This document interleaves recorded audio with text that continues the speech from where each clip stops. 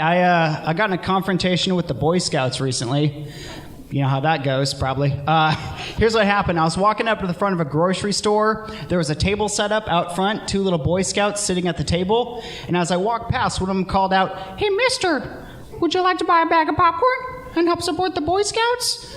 And I was like, yeah, why not? I can do that. I like popcorn. I like the Boy Scouts. Let's do this. So I asked him, "How much, kid?" And he said, $15. And I was like, whoa, fuck you. And I left. But it got me thinking, the Boy Scouts are out there selling bags of popcorn for $15 a bag, and the Girl Scouts are selling boxes of Girl Scout cookies for $6 a piece. Holy shit, the wage gap starts young.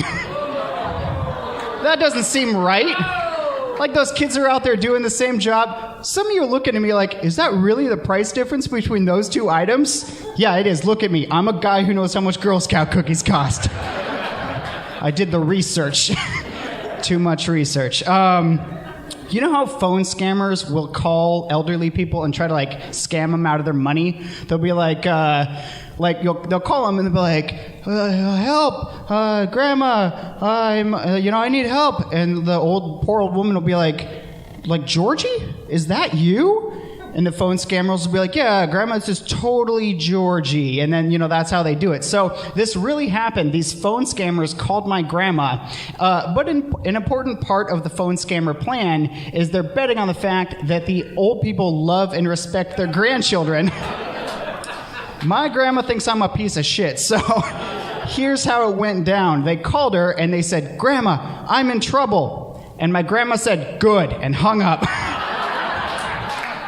And then she thought about it, and she's like, that's pretty funny. I should tell Brady. So she called me up, and she said, "Hey, Brady, this happened." And I said, "Oh, good job, Grandma. Way to not let them trick you out of your money." But then she went on one sentence too far. She was like, "I didn't hang up because I knew they were phone scammers. I hung up because I thought it was actually you."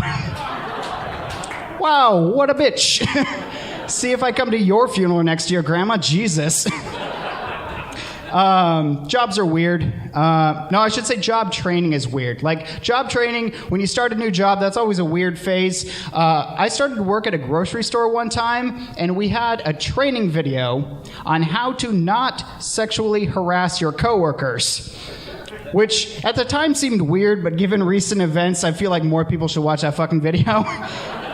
But so I'll lay out the video for you. Here's what happened. So it takes place in a grocery store. There's a female grocery store employee. She's crouched down. She's taking jars of salsa, and she's putting them on the lowest shelf of the Hispanic foods aisle. Jar, shelf, like the whole bit. She's doing good. And then out of nowhere comes her male coworker, and you can tell he's clearly the villain of this piece. He walks into the shot all like, he's got like lurky body language. And he walks up behind her. She's crouched down facing away from him. He walks up, he assesses the situation, and then he positions himself over and around her. Off to a bad start. Then he takes his right calf and he starts rubbing it up and down the side of her body. What the fuck? And then he looks into the camera and says with piss-poor delivery, "Hey, Barbara, that salsa is hot, and so are you." Moderately clever. And then it freeze frames, and it goes, "Attention, this is inappropriate workplace behavior." I was like, yeah, no shit. But then I realized, that's not the kind of video that you just happen to make. That's the kind of video you're legally mandated to make because someone did that. So I worked in grocery. Now I work in an office, and I've been doing it for a few years now. Been at this place a few years. These women that I work with, they've always been my coworkers, but recently several of us got reassigned, and so now me and 3 women work in this one office together, which hadn't happened before. So on the first day that all 4 of us moved in, one of the women made a joke that apparently women make to each other. She was like, "Oh, hey, you know what happens when women work together in close proximity? Their periods sync up."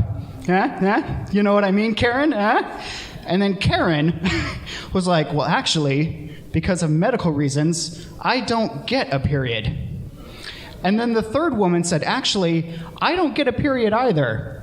And then the first woman, the one who brought it up, was like, oh, I was making a joke, but if I'm going to be honest, I don't get a period either. So none of them get periods. So then I said, looks like y'all synced up with me. You're welcome. Let's see. I have a wife, and she's way smarter than I am. And this happened a few years ago. My wife and I, we both got new phones at the same time, but they were different phones from each other. So this one day, we're hanging out in a mall food court, and we're arguing over who had bought the better phone. You know, like, my phone can do this. Oh, yeah? Well, my phone can do that. And my wife goes, okay, check this out. She pulls out her phone, and she goes, okay, Google, what time is this show that we want to watch? What time is this show on? And this guy, this stranger, is just walking through the mall food court, and he heard that, and he goes, oh, that show's on at 9:30 Eastern, 6:30 Pacific. And then he kept walking. And my wife, without missing a beat, goes, did you see that? My phone just conjured a man.